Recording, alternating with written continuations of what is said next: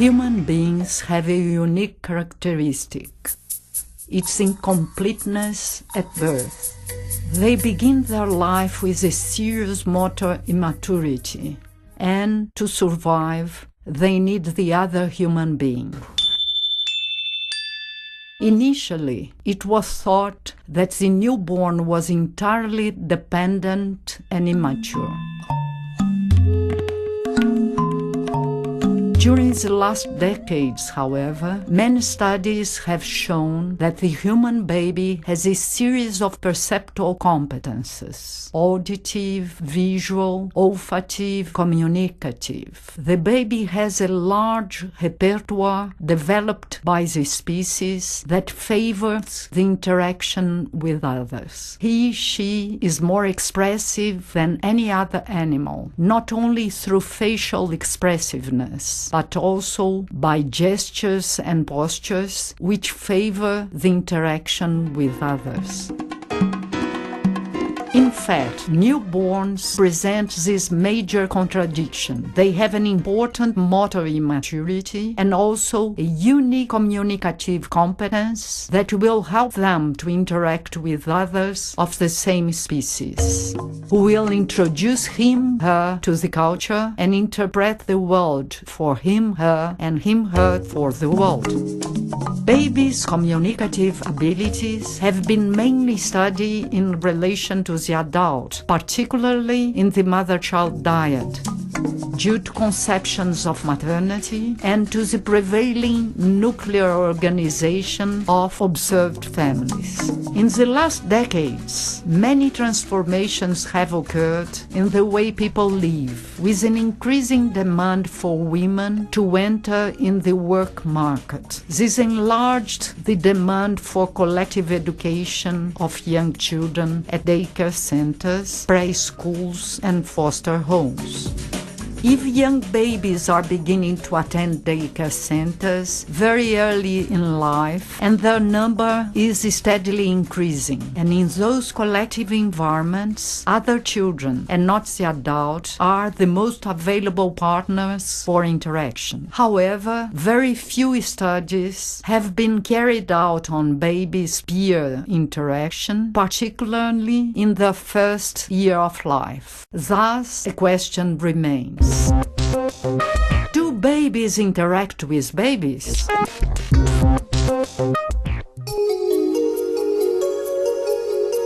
Usually, it is difficult to observe and to state that interactions between babies are occurring, chiefly because most observational studies on babies are done at the home environment, where there are few children and very few of same-age peers. And in those environments, the privileged partner is usually the adult, particularly the mother. In daycare context, there are more children and the adult-child ratio is much lower. Consequently, the researcher has more possibilities to observe and to apprehend the interactive process between children, even among the very young ones. In this quite recent context, the interactive process between babies is beginning to be investigated. But, in fact, this collective care structure and frequent contact between young children is not new. It brings back the structure of extensive families, which has decreased during the last century.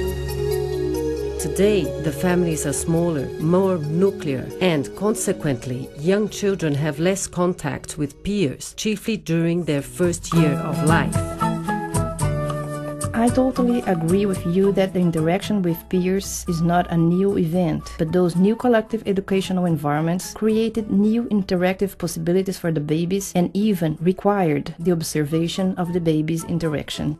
And these studies have shown that the characteristics of young babies' interactions are different from those expected from an adult baby dyad or even between older children. When the baby's interactions were observed, having the adult-child model, the interactions that were occurring between babies didn't make any sense. Those interactions have a quite different characteristics. They are more fragmented and do not have a clear script. They may occur as a result of an unplanned encounter motivated by their immature motor coordination, which can even promote children to begin to interact and exchange with each other. Thus, although it was always recognized that young babies observe other children with great interest, the idea that there was, in fact, an interaction between them begin only to be considered when we observe in more detail how those interactions occur and develop. Due to adults' misconceptions and due to the baby's precarious motor coordination, many interactions are avoided or even discontinued by the adults. It is obvious that the adult has to be alert so that the children don't collide with or even hurt each other. Infants need to be protected. This protection happens a lot at daycare centers, but not only there. Even at home, the baby is always protected because she has more chances to be seriously hurt. However, there are situations in which peers are involved in an interactive process, and the way caregivers or even the mothers mediate it is trying to stimulate them to take the other as a friend. Then you have adults saying things like, "Look at your little friend." It is almost a dance. It is a dance of hands and bodies of the adults around the children, supporting, protecting, directing, or holding their hands when they think infants might get hurt. Adults can even take the child away when they realize that there is something in the relationship, in the interaction, that might put the children at risk. Sometimes that kind of interference might be a loss, as we have been observing that many times there is an interest in the other, even in the little ones. But look at that scene. What we have seen is that more than interest, there is even empathy. Traditionally, in psychology, authors attribute empathy only when the child has already developed and acquired a notion of individuality, of self-other differentiation, of differentiation from the other, not only recognizing the other, recognizing its pain, the suffering of the other, putting himself, herself in the other's place, even trying to solve the other's problem. Then, more than only interest by the other, we have already observed empathy even in the very young children. In fact, we saw empathy more clearly at the end of the first year of life. Those very subtle events on infants' interactions can be more properly investigated with the use of video recording. It has been used in more recent studies, especially from the 80s onwards. It allows an ongoing record of the scenes, which can be seen many repeated times, so that one can perceive details that could be lost if only analyzed through immediate observation. And those studies have demonstrated that the interactions between young children, especially in the first year of life, can be fluid due to the baby's poor motor coordination and attention, but they are not always brief. You apprehended those infants' interaction qualities during your postgrad research, didn't you?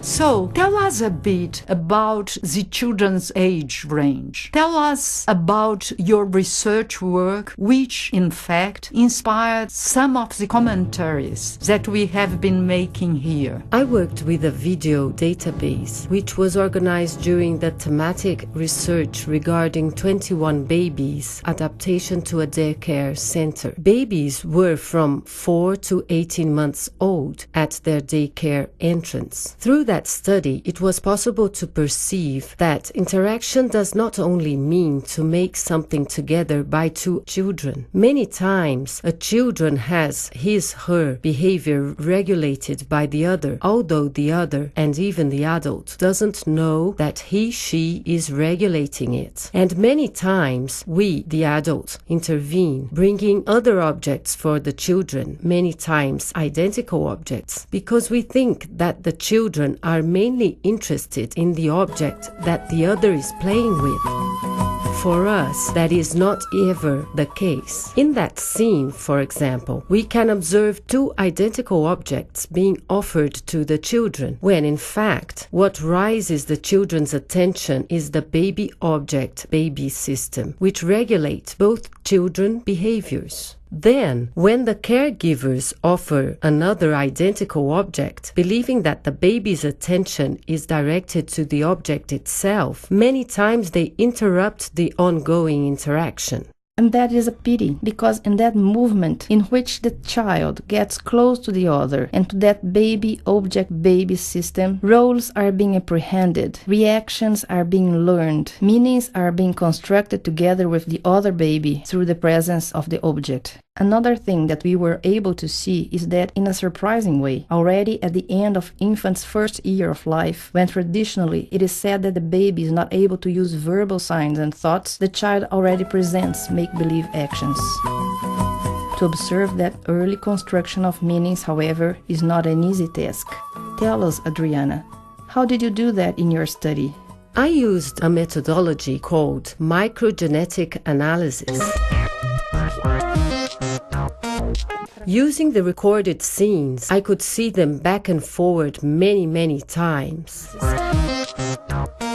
I saw the scenes at a slow speed and at other times at a faster speed, seeking to apprehend the chaining between scenes and actions. Through that methodology, I could grasp the starting point of some of the events. Sometimes it was a small detail, a glance, gaze, a crash, which some minutes afterwards could turn into doing something together, which is more easily observed. By going throughout the scenes, back and forward, we could apprehend the structure, the meaning and the construction of the interactions. But to be able to do that, our experience indicates that one needs training in that kind of research. Because when one looks the scenes for the first time, it's easy to say that nothing is happening among the children. Then you go on quite slowly, frame by frame, and only then you begin to make sense of what they are doing and what one is seeing. And then we see that infants' interactions do not follow that model that we have discussed before regarding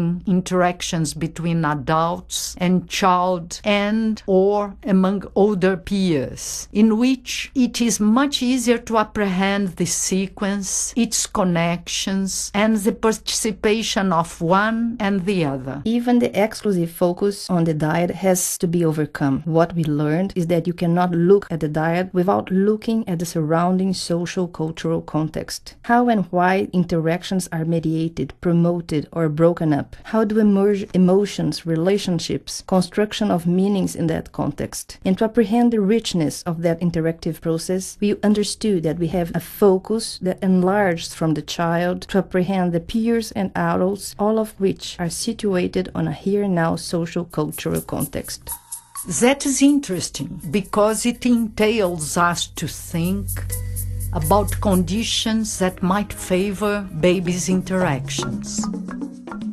For that, the daycare center, preschool, or foster home should have a psychopedagogical proposal which should be based on that conception of young children as able to interact, also needing a pedagogical proposal able to foster an environment that can favor peer interactions.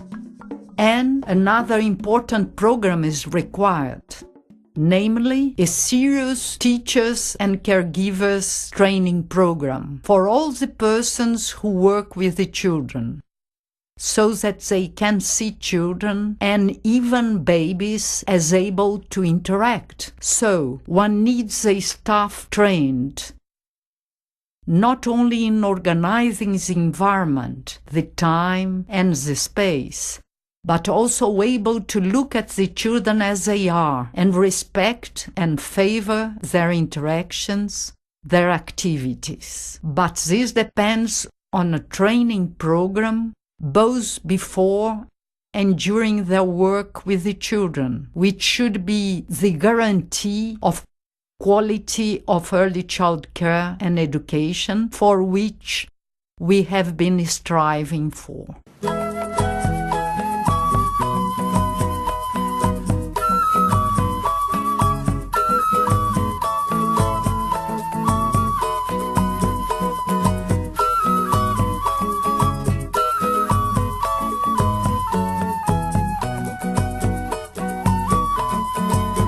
Siri que dança na beira do manguezal, feito criança brincando no seu quintal.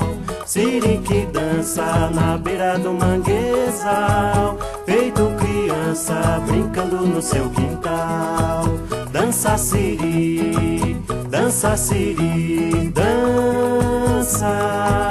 Dança Siri, pra alegria das crianças. Dança Siri, dança Siri, dança.